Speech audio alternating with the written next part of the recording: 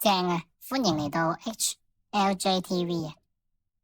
咁咧有樣嘢，我呢個頻道第一條片咧就獻俾呢個澳門近排嘅網紅啦。咁啊，我咁咧，因為咧個事件我見到近日咧都係呢個怪現象都幾迫切嘅。因為咧我發現咧嗱，我哋嚟睇下，好長時間啊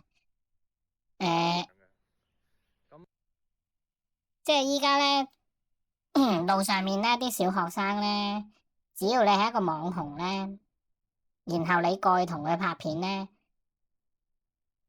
都好似係一個應該要做嘅事咁樣嘅。咁咧你就去睇下啦，我哋嚟睇下，即係呢啲網紅點樣講啦吓，我點答佢啊咁樣啦，你自己睇下嚟。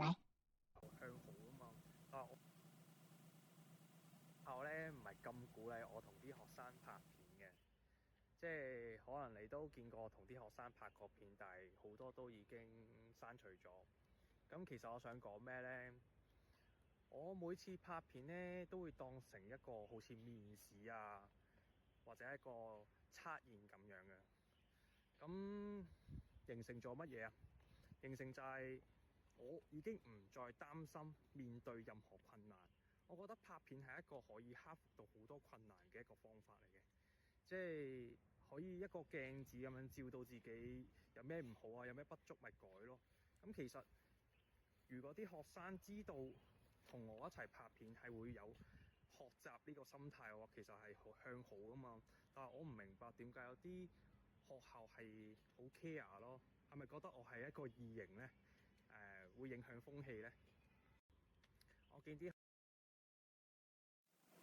好啦，嗱，你啱啱睇完段片咧就好簡單啦，即係其實咧佢哋網紅咧即係對於一個小學生，即係未成年人啊，佢哋認為咧同佢哋拍片呢啲小學生會得到一啲學習嘅經驗。咁啦，你見我都回佢啦，即係雖然我語氣係幾重嘅，我話你即係你外賣，即係我其實係尊重佢係一個外賣員嘅。即係自己搵錢係非常之即係唔容易啊，澳門個個都係噶啦。咁但係咧，依家呢啲網紅咧，經常咧都搵啲小學生去跳舞。咁啲小學生咧就未成年人嚟噶嘛，佢哋根本都未經過佢哋監護人同意，即係就過去同佢拍片。咁話你聽啦，即係我自己有小朋友，咁啊好細個。佢哋都覺得係拍片好開心，好好玩。但係由於因為佢太細個，你咁早將佢即係放喺 social media 嗰度去俾人批評啊，或者係你知即係你自己見到回應啦，即係我都可以係講嘅係好毒嘅。咁但係因為咧，我見到呢個現象之後咧，我真係有啲忍唔住，即係想我呢個 channel 第一條片就獻俾呢啲網紅啦。咁咧咁即係呢個網紅都其實好小事，因為咧。佢咧多數都係揾啲即係最多都係男仔嘅啫。咁嚟緊我俾你睇一個更加爆嘅呢個叫澳門小生。唔仲誇張咧，就係一個即係其實佢都係一個叔嚟啦，年紀唔細啊。即係你採訪一啲高中生啊，都係未成年人啦，OK？都不達止啊！即係呢啲我哋算啦，高中生可能都即仲有腦都差唔多 reject 你。咁佢係點咧？佢係唔止高中生，我搵俾你睇。佢係咧，佢會有大量嘅嗱，見到啦，小學生嚟嘅，小學女仔嚟嘅，係冇父母陪同之下嘅嗱，小學女仔冇父母陪同之下嘅，仲有咧，頭先仲有嘅，不過啱啱呢度啊嗱，小學生女仔冇父母陪同之下咧。就採訪啦，咁咪採訪啲咩咧？個內容係乜嘢咧？不外乎都係咧入去問下有咩好食啊？請你食嘢啊？嗰度有一個一方奶茶。咁你哋而家有冇時間？咁咧，嗱，請你食係啦，出發好啦，食啦。咁咧，咁啊，採訪完咯喎嚇，次次見到女學生女嘅小學生咧，採訪完咧，請佢食糖水，有時咧咩事屋企家事都講晒俾佢聽噶啦，咁好啦，根本唔係讓人避暑嘅好。即係咁樣啦嚇，佢都冇諗住即係呢啲監護人係冇經過監護人同意噶啦，好明顯就咁好啦。其實點解呢件事係乜嘢咧？咁我都覺得即係好奇怪嘅啦。咁咧我就隨即咧就去問下Grok AI 啦，一個成年嘅大叔咧，可唔可以咧，即係喺街頭做採訪咧？佢冇記者資格證噶嘛，咁啊自稱網紅嘅咧，係咪先？去街頭上面採訪即係小學女生，咁有冇觸犯到澳門法律？係咪需要監護人同意咧？咁呢啲即係呢個疑問係好簡單啦，我哋亦都掉俾 AI 去諗啊，係咪？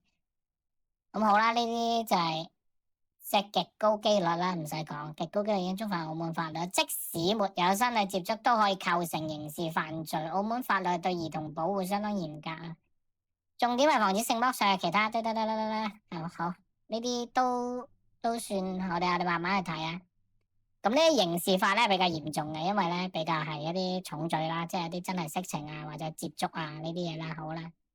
咁唔係話唔接觸就唔犯法嘅，咁去到落邊啦，係咪需要監護人同意？是的，絕對需要，是的，絕對需要，是的，絕對需要啦，講3次。澳門法律視兒童為無行為能力嘅人，未滿18歲，任何涉及兒童嘅拍攝、錄製嘅公開活動，包括商業用途，如網紅流量，都需要經過法定監護人、父母啦、監護人書面同意啦，冇同意即係違反兒童保護原則。違反兒童保護原則，即使兒童自願參與都無效。兒童身心未成熟，係無法獨立同意嘅，係非常呢句又非常之同意。因為呢啲網紅咧，次次咧即係好似啱啱講澳門小新咁啦，即係你喺街邊即係搵一個小學生女仔，你請佢食嘢、拍片，又同佢傾偈。成個行為根本就唔恰當，同埋唔符合個社會道德啦，係咪先啊？我哋睇翻真實案例啦。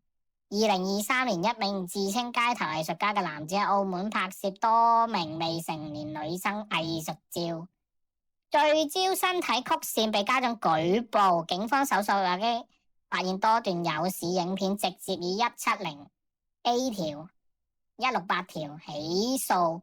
判監2年6個月，並沒收設備。好啦，2024年澳門修訂相關法例，強化對兒童影像嘅數位追蹤，類似假街訪真偷拍嘅案件，最高判8年，目的係阻嚇網絡散布。咁我哋睇即係結論啦，一個成年大叔冇資格記者資格情況下，喺街頭揾啲小學生去街訪。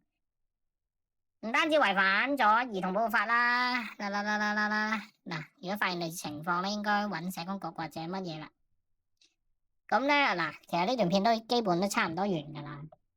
其實就係想講，唔係話你係一個網紅或者乜嘢，你就可以隨便喺街度同小學生，甚至係異性小學生去接觸，甚至係請佢食嘢，同埋詢問佢個人私隱屋企一啲內容，成件事係本身係非常之唔恰當嘅，即係呢啲嘢唔值得係一啲小紅書嗰啲網紅啊，或者係嗰啲跳舞啲抖音啊，去增加個流量。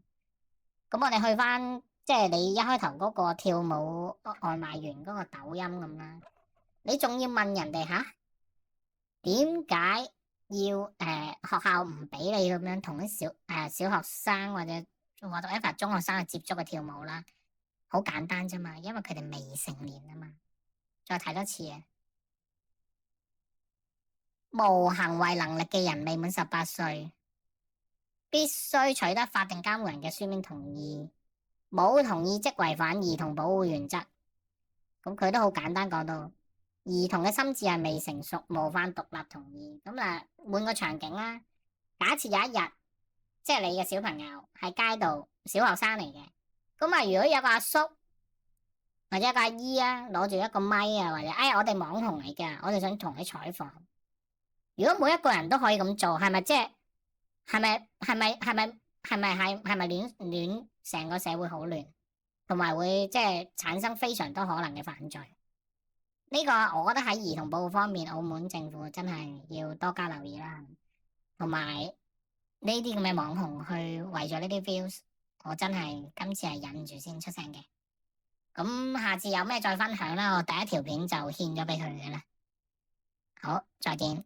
其實咁我個頻道係本身係其他內容嘅，不過今條片我覺得係自己都作為父母忍唔住都要拍一次嘅。好，再見。